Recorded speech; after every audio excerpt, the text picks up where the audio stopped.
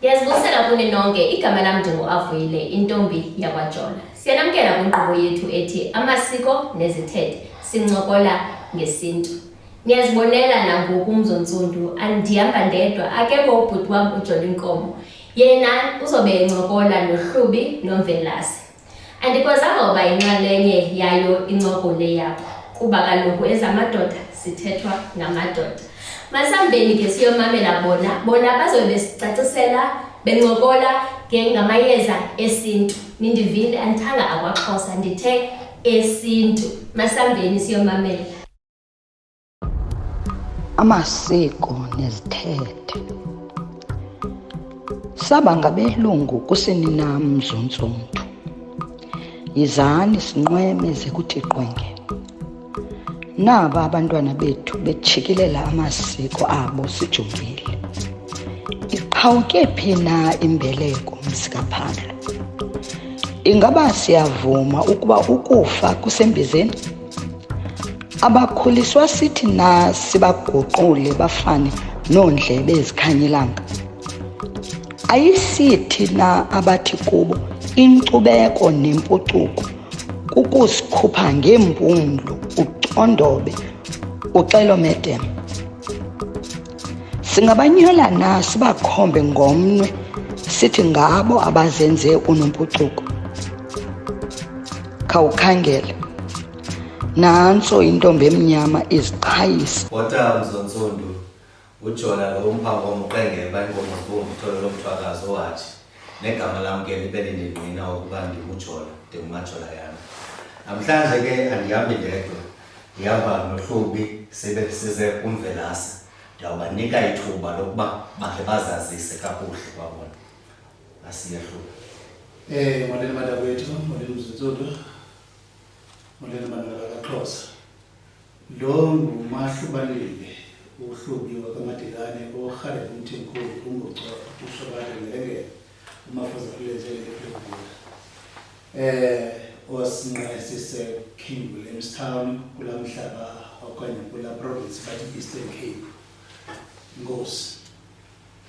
Sibhotise bantakwethu uxola nesitha zakhe Mbuyiseni Zwelibanzi intsika yomzi ifane ngumbangi xa ndisithulele uMvelase equdeni umlisi wemvula bantakuthi ungoza owela ithukela ngeduku akawatye amathibane phandle bayindlalebe iyayiwili ndisesisitya esityela amasi esityela inyama umntana wegazi bantakuthi ikhayeni ikhaya emkhwezweni eMthatha Ezekadelinyeko. yes yes omthini Cabanga Mvelase. Basisole siqala manje xashwe inje. Mvelase. Asike siyibuze kahle lena. Sube kutheni ukuba thina singabantu abamnyama siziqhweshe amachiza ethu sibhenele kwabelungu, kodwa xa uxakeka efika kube uqonda umlungu nanku ebuya esebenzisa eli chiza siliqhweshileyo thina singuXhosa singabantu abamnyama kakuhle. Ndiyakuva Jola, ndifuna siqwalasele ngolhlobo uthetha ngayo uba kutheni siqhwesha thina. Abasinyanzeli ndiyazicanga fanuba ngabo barayithi. Ibe kanti ngelo xesha sinawo namachiza apha. Xa noya ku-colonization aba bantu bafika apha bathabatha ezi zinto kuthiwa niyasebenzisa kunceda ntoni bazicompounda benza ii-formulas yazii-tablets. Ibe kanti sinawo namachiza lapha. So siye siprefere laa nto a-western side diagnosis versus ukubana uye exhweleni uba yabona apho utyisile apha mawuphalaze apha mawupeyide. Ezi zinto zathabathwa apha zayiswa phaa zaconvertwa zabuyiswa back sezinxabiso ngoku.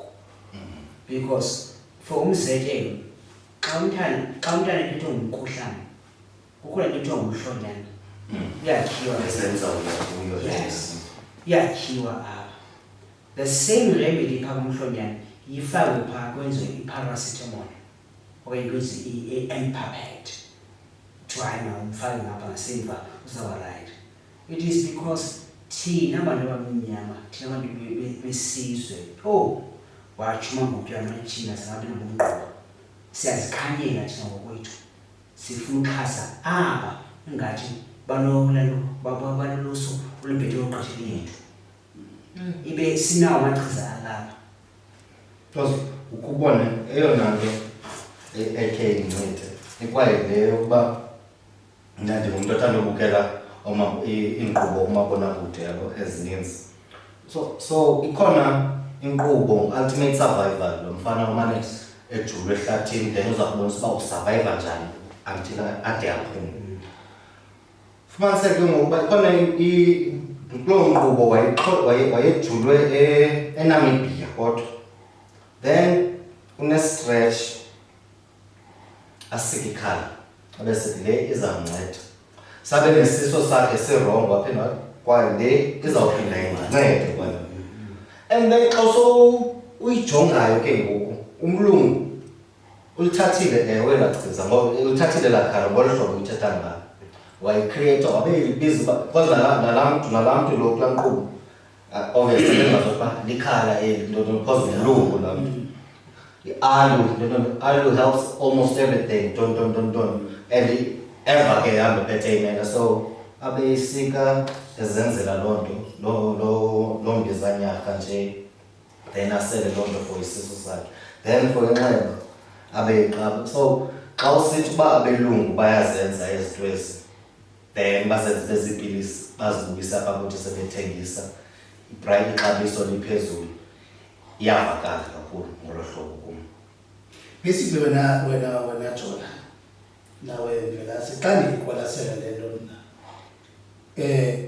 xa eveza uqhudeni uthi thina bantu bantsundu sanikwa kwangaphambili izinto zokusiphilisa okanye zokusinyanga xa sithe saba nengxakeko, but because of ukuvaleka kwethu kwafika abantu abamhlophe bathi you understand awukwazi uzibona even esithunzini into yobana ngaba unxibe kakuhle ngoku wazisile ngathi clever kunesithunzi sakho that is mirror isibili you understand wathi tshintsha ixibeni royale yabona enaningcona le wathabatha ulwazi lakho le nto uthi alo okanye likhala ikuncedelweni indincede lethile wayithabatha umlungu wayiconvert wathi aloe vera wayazi yale wena xa usincede lethile wayithiya amagama apho wathi zithi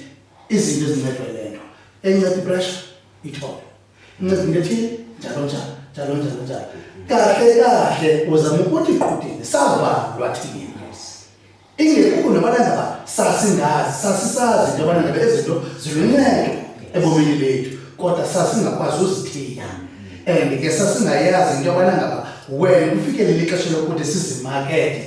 How are we going to market them?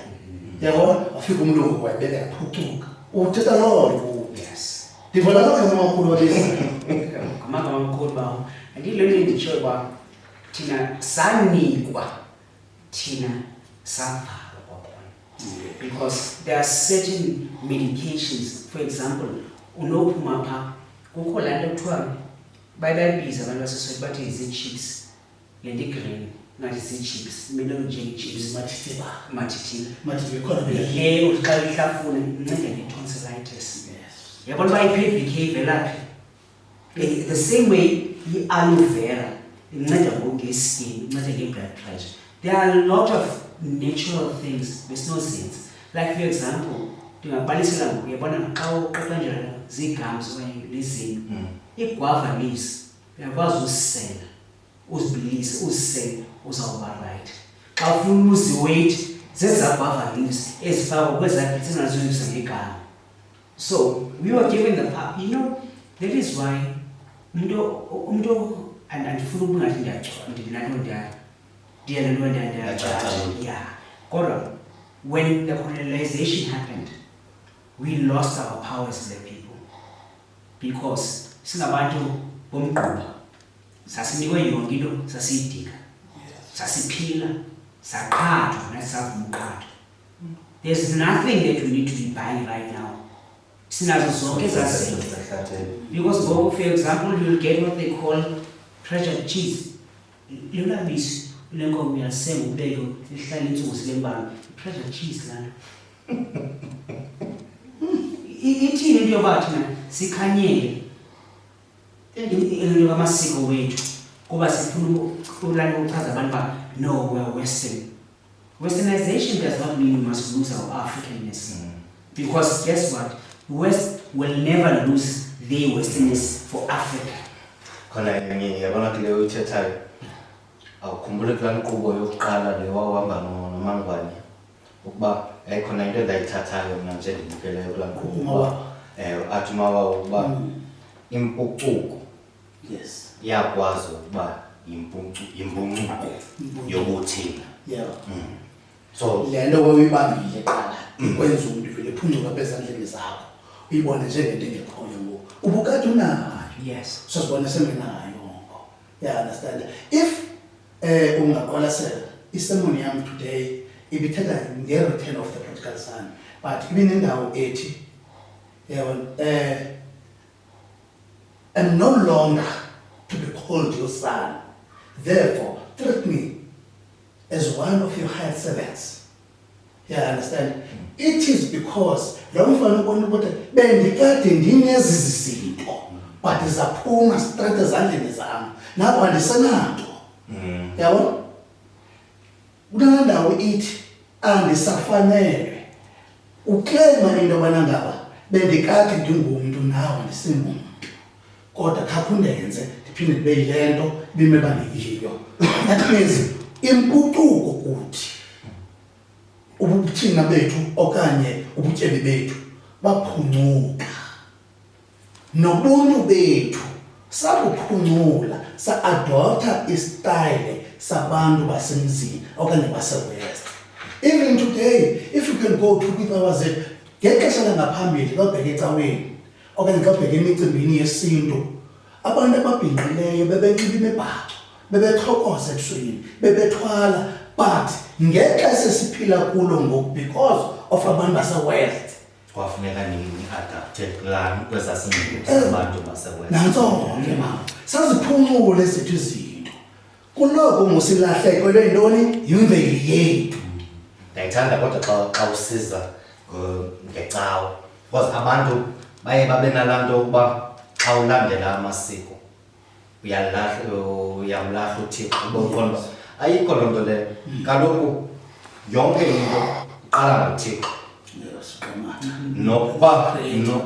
Nokuba masithi kukwibhunga kwibhunga niqale nithandaze then kuncokolwe umsebenzi wesiXhosa awusoze uqhubeke engekho umthandazo ongakhange abe khona. Eyona nto ukuba ndifuna uyilungise ebantwini ukuba ungathi uba hayi into zamasiko nezithethe nibeke uThixo ecaleni. uThixo uqamatha umdali wethu sonke siqala ngaye. Yabona Jordan, xa nivumela uba mandiphendule. Umuntu othi yena usindisiwe kwenye yakholwa maqalise uMatthew chapter 1 uverse 1 ayofika phaa abiphela khoyo. Phaa kuthiwa ubani wazala bani, ubani wazala bani, laa nto kuthiwa yi-genealogy. Cacisa uba ndinje utata uzala mna wayezalwa That is umnombo. So therefore we can never siflathele izinyanya zethu sithi ngamadimoni because ndizelwe ngaba bantu. The same way xa ndizawuya ndiyenza umcimbi ndithi nina ndinikwazi. Yabona ngoku ndibiza obani omvelasi. Umvelasi ngubani animazi. It's my greatest grandfather. Kudeni waqhuba njani wawe. Yabona umnombo. I want people to understand but it is the same way nawe majola mhlawumbe xa wakubiza awufuni uba kuthiwa ulidimoni ufuna uba abazukulu nabazukulwane bakho bazi uba umajola uhleli lapha utamkhulu katamkhulu Sisinyanya sethu. sisinyanya sethu xa siqhuba imicimbi yasekhaya sibiza izinyanya zethu ayongoba siyathakatha there's difference between ancestral acknowledgement and ancestral worship. We do not worship our ancestors, but we acknowledge them. Yes. Because Gabetu. The same way Christ is acknowledged by his ancestors. It is why umuntu uthayilile ethi nyana kaDavid, nyana kaJoseph. uDavid ngubani kuye? Yaqonda? So, thina xa sazikhanyela because we want to be westernized, but we are really the same thing. They are saying nyana kaDavid. uDavid great grandfather kuye. Kodwa uyayinolojwa yena. Ndingakhalanga Mthembu, le nto ithetha sinyana. Ndiqinisekile wena Jola xa ubizwa. Akuthiwa nyana kaGqeba. Okay, mandithi nyana kaSukile. Kuthiwa Jola kuwe. Ubani uJola qala kuwe? Yebo akakude noJola naxa ngisho umnombo oJola awukude baloJola. Kodwa ngikashile baza basukathini uTatonthanga umuntu okude. Awungakayini duze nakuye Ngoba nawe kuthiwa mahlubane. Awusuhlubi xa unomjongo phambi. Yey bawo. So singabantu abamnyama ayifana siyikhanyile into yobana sinezithethe emva kwethu. Sinamanyange. We've got our ancestors that are trying to protect us. Sithiwa ngabo ngoko nangoko. Ngoko nangoko. For example, umakhulu omdala kumakhulu ozalana nguNobathembu uthiwe ngabasekhaya. Umkhulu ozalana umvelasi. So sithiwa ngokwesiduko. Yes, because siyenza lineage so our kids can learn that we are not led by a mistake, and we should not lose our culture. We are slowly losing our culture. Ngiqolasele bendimamele phakathi kweveki ndizotsho station kuthiwa is it necessary uba makube ne-initiation kuba yabona amasiko ethu sewalahla ngoku. We are losing what needs to be done. Kukho izinto isesizifunde phaa ebukhwetheni xa sakukhutshwa kwakhona. Then it will be important and vital for us creating our families. Yiloo nto ke ngoku kubakho i-gender-based violence. Because xa uphaya as much as basingazongena nzulu kule into yapha, but xa uphaya ayiyo laa nto abanye abantu bacinga uba kuyokwenziwa yona qha. Because phaya uyabhildwa uba xa uyindoda bekumele uba wenza ngolu hlobo. Into ethile uyishiye phaya ebukhwenkweni awusoze uphinde uyenze. Yabo.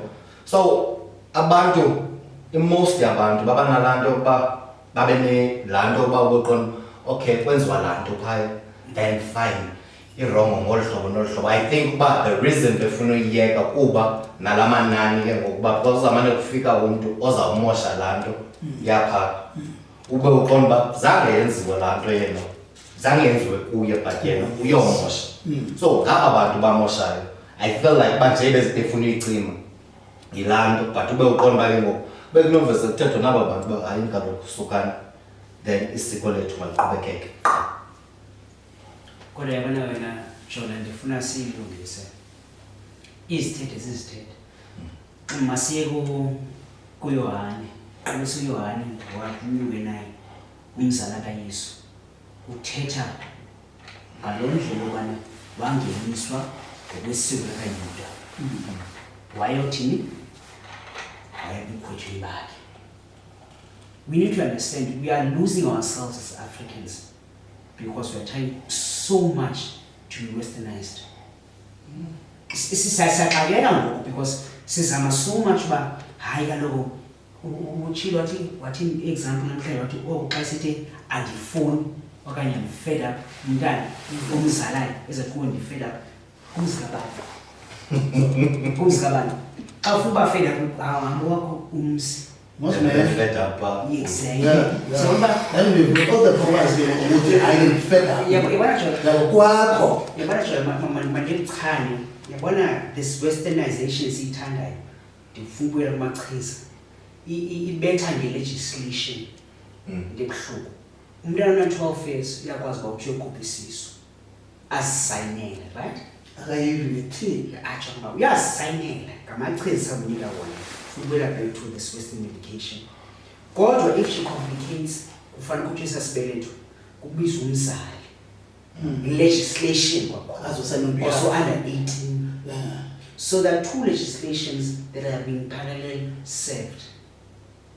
So yabona ba amachiza esesilungu simasathi siyawathanda manje ayasibetha because kukho legislation eza contradict. Iza contradict. Ndithetha lesi from a medical perspective. Uyasignela baba mayo compressor sisu. If you are complicated ngabisa umzali bengazi. Mthoko umzali se. Kodwa benikwe i-right by i-Child Act. U-38 i-Child Act. So yona siyabetha nje. So lamachiza siyawazama. In the long run, xa sinofunda wonke amachiza, they affect the kidneys because they must be excreted by the kidneys or absorbed as livers. Akho mntu ozohlala esemayezeni ixesha lonke ikidney failure angabinayo. Yho. Ayibona lezo zinto engayazi ke ngoku. Ijamba kidney failure because ikidney umuntu uqinise university endinenhlungu apha. Okanye ubona amehlo atshintsha abayeli live it ndidiniwe ukya ezapilisi. Western medication whereas apha emachizeni ethu sasizibilisela siwasela sibe right. Yabona ngekule point le yekidneys. Kokuthanda kwami ukugilisha. Ndithe gqina indaba apha ye lemon. Tapha lemon. Uyiboile le lemon. Then after uyiboile le lemon, uyipholise. Uyistraine, uthabatha lamanzi ayo. You understand? Wamikise kancinci nehani. Uwagcine mhlambe like efridge so. But ufuna ukusela iglass eyi-1. I-piles inansika izinzo, isibindi, zanokuthi nithi zigostoli. Yabona yaziqoba zazinto ezo. Ude athi lo muntu uchaza lento. Zizinto esazizazikwa ngaphambili ezi but savalwa. Because izinto kufanele ziziswe ngoku sesikhumshile. But xa ungeqwalasela lelo lese process kanjani engenawenza we-aloe that aloe vera. La aloe vera there's nothing much about aloe vera. Say la aloe yi-1 lengaqala le-1. Yabona even the lemon lena but ibhayipasi lena elehani yobubusi uzayimikisa nalo. But ile lemon lisebenzayo. You understand? So ndizama ukusa kwinto ethi ingaba mhlawumbi sithi ababhatyazi because siyabhawa all the time kubantu bebali. Hayi mina ndithatha njalo uba sithi abafasi sithi because kwaba unongqawuse from the very onset. Yabe iqhubekeka into ke. So nathi ke we have to bow oko. Mna ndandikhe ndothuka enye kule nto kule nkqubo le bendithetha ngayo yalo mfana. Lo mfana unesisu esihambisana. Hey, and sehlathini mosiphasola ke basi. Hey ukha amanzi emlanjeni apilise lamanzi athathe ilahle. Afake phaa amanzi nabe siba elalahle lizawuyistopa la yaqona. Mani Nkosi yami hayi charcoal. Charcoal sifana esibhedlela. Xa unanto even so strike episode needs awufika to special clothes overdose lepilisi baza sonke that charcoal. But izawukhumshwa ke bani into into libizayo Active charcoal ba. Badlela lapha iwani. Hey, Yabo. Khumbula mzontsundu, eli ixesha lelethu.